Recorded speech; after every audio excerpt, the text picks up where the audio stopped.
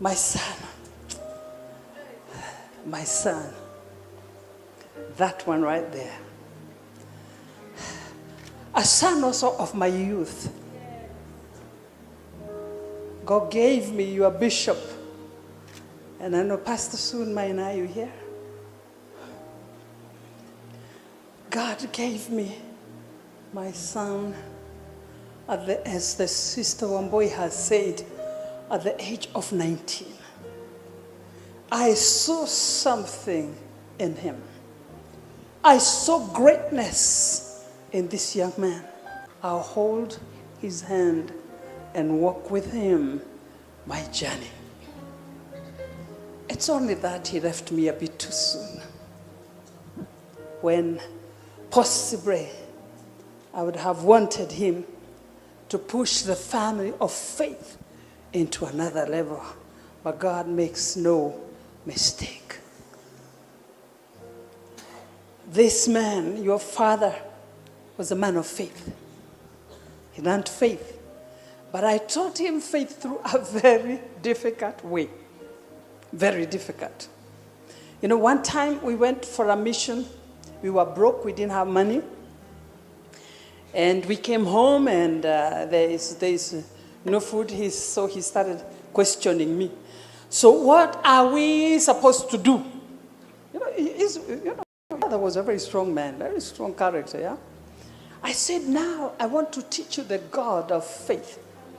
So he went and he said, I saw the stores, there's no food, the fridge, there's no food anywhere. I said, but the God of the money will arrive any time of we need the money. He looked at me and said, yeah.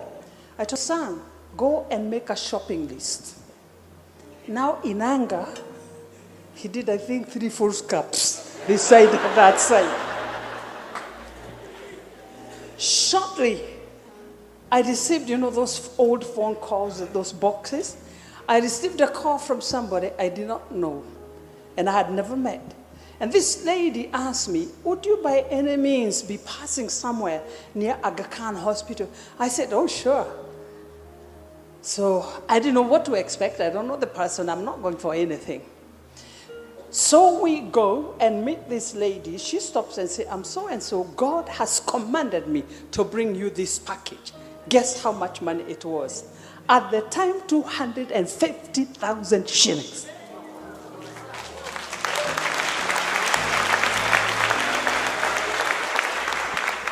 I put it at the feet of your father. I said, you are lamenting, there is no food. There is the money. Then he says, let me get saved again. He walked a journey of faith. Allow me, Pastor Kathy, to just thank you because of being handpicked by God for this man. And to say his legacy continues. So be strong.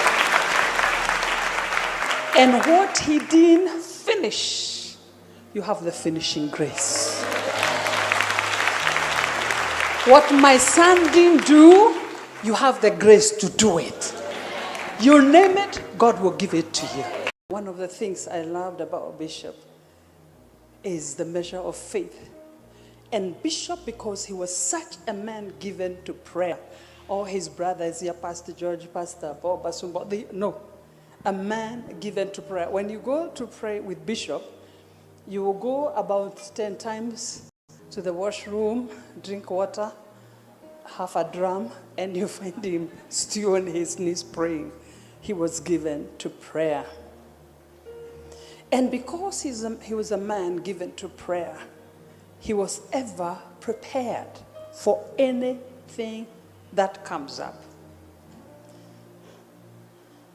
There are things that I have never spoken openly in this country about also my journey with the current president, but I will say them on the stage today. When the Lord spoke to me about him and his office, and we started studying the Bible, I took my son, Bishop, and I said, son, we have to teach this man And we spent days and months together studying the Word of God. When God told me something that was very weird, that I needed to anoint him at the altar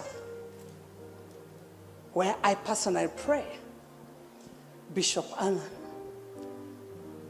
was holding the horn of oil as His Excellency, our President, knelt down. And we pour oil on him. And God told us, name him. And we named him. We thank God that today he's the sitting president of the Republic of Kenya. Then I remember one time, and I think, Bishop, you are in this one, when they got into office and there's all this much drama, then there was something that they wanted as like a prayer for State House, because they're just moving in. They had not moved in. And I remember, so we are walking in and I'm asking Excellency, so what's the plan? She looked at me and said, Mom, I thought you have the plan. I said, which one? You never told me I'm doing this. She says, no, I thought you have a plan. Immediately, I called my son, Bishop, come. I took him in a corner of the State House. I said, you know, we have to preach here. Eh? There's no preacher. You are the preacher. He said, that's fine. I'm set. Be always prepared, JCC.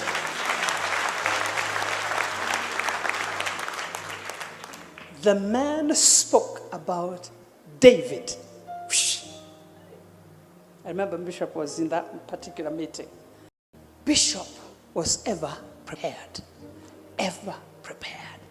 to share the Word of God, because he was a man given to the Word. He studied the Word.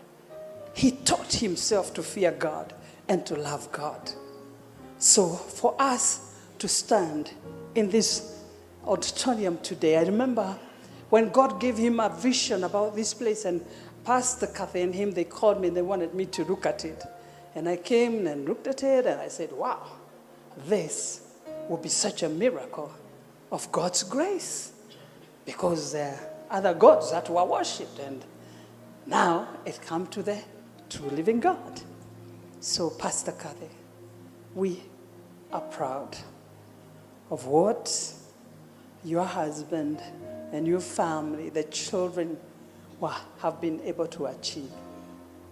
But keep the faith. Above all things, keep that faith. Keep the love. You know, Bishop loved the people. You all have heard everybody say about school fees, what. Bishop loved the people. And Bishop was a giver. You know, he used to give me until I said, Bishop, I don't want anything. He says, you don't want, but I need to. Even on his deathbed, before he passed on, Pastor Kathy was being sent to bring me an envelope with more than $10,000. This is for Mom. I said, don't send her. And she's being given instruction. You know, he was like a prefect. Don't even enter the house. Give it to the watchman. I said, no, don't send her. I'll come myself. And I remember, I think that was our last time to sit. And I looked at his eyes and he looked at me and he wept. And I knew, this is it. And he asked me, Mom, I want us to discuss. What are the two things, Mrs. May? One of them was faith. And the other one was what? Authority. And I'm like, faith, okay. So we sat at a beautiful gazebo there. And we tried to figure out what was going on. Then suddenly the man leaves me there. He goes to pray. He says, Mom, just give me a little time, I'll come back. And I'm thinking, this young man think I'm going to wait for him crying in there for 3 hours? And he took his time. He prayed. And then when he came, he started sharing things. And he told me, Pastor George had a dream. And he told me the dream. and his dream was about the ending of his life. My lawyer was panicked and said, so what is this? What is going on here? I said, yes, it's okay. It's okay. God is in charge and God is in control. And I watched him finish strong. But JCC's sons, remember that you shall do greater things than your father.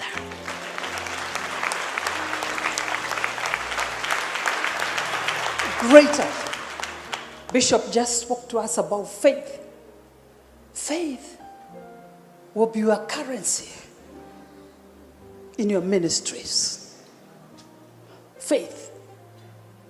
He was a man of love because Bishop loved. Even like when all these brothers in fame family, the pastoral team, most of them have testimonies that Bishop would call them and say, God spoke to me, you have a need. And he will meet that need. That is the love that Bishop Masinde has spoken to us. Because love is not selfish. When you love, you can share. So he's a man, you can have your seats. He's a man who knew how to share. He would call them and hold them and take them, and when he noticed some of them were like discouraged and all that, he would just take time with them and pray over them. Somebody says, I'm a bishop, I'm building a house, and how far have you gone? Now I'm just about to fix the ceiling. He says, don't fix it. I'm sending somebody to come and do that for you. Who says that in this Kenya? Tell me.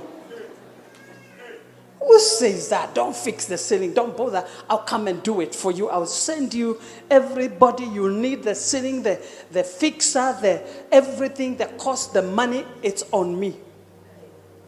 Your father, this one, was a man of faith. I walked with him. And this man, faith was something else. I remember one time, Pastor Kathy, now Dome is here. Remember one time you're purchasing a certain property, and for some reason you lost it. And they came to me lamenting, crying. And I told them, when you finish crying, we can talk. Tell your neighbor, that's their mother. So I said, when you finish crying. So I said, yeah, we now, I said, so what are you thinking of doing? Now we are thinking to go to the church, and we tell the church. I said, stop! You tell the church what? You lost. You tell the church you lost something? Would they trust you again? You never accept defeat. You are born to be a fighter. Tell them we are making very good progress towards the project. Suddenly, the land, 10 acres where you are at, showed up. Never give up your faith. When God blesses you, be like this couple. This couple, the family, Vanessa, they shared with you, their parents. They gave. And I believe God never made any mistake. Pastor Kathy will be praying for you. We will stand with you. We want you to be strong. I don't remember when this was. Pastor Kathy, I called my son and I say, son, this month of prayer and fasting, there will be no other speaker. You will take the service and you will be teaching every Saturday. And you take your time. Don't rush anything. Nobody's going anywhere. And Bishop invested time and prayer and prepared messages for 4 Saturdays. And I have asked Pastor Kathy, requesting her, that those messages, you turn them and then you have them printed into his new book about his legacy.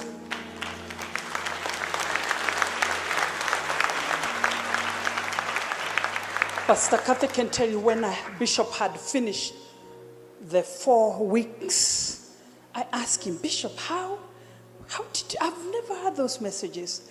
He said, God gave them to me the moment you told me that I will pick that microphone.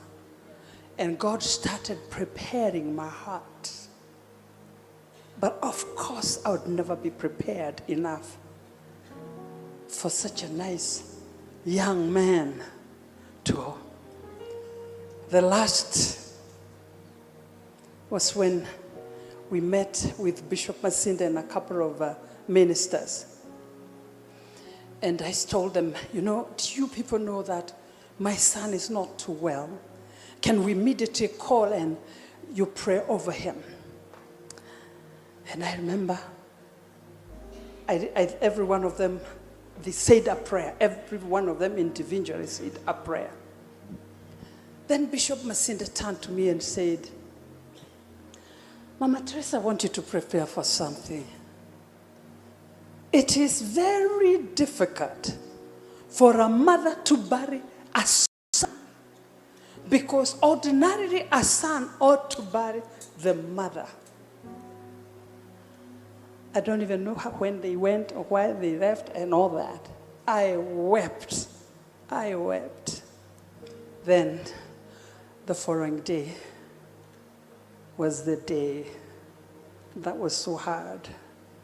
The kids call me from the hospital, everybody's screaming, and I gave Pastor Morris a very difficult time. Thank you. Pastor Morris, where are you sitting? Thank you. I gave this man and Jane a very difficult time. As we walk through the journey with my son, I used to tell Jane, you and me, there's something you know that we know. She said, yes, Mom, I know. So we walked through the journey. The following day, as Bishop had told me about me burying my son, it hit me. The kids call me, they are screaming. Do you know what Vanessa told me? Vanessa told me, Pastor Mom, I remember I was at Uhuru back when I was young, and a woman died in the meeting, and you raised your son.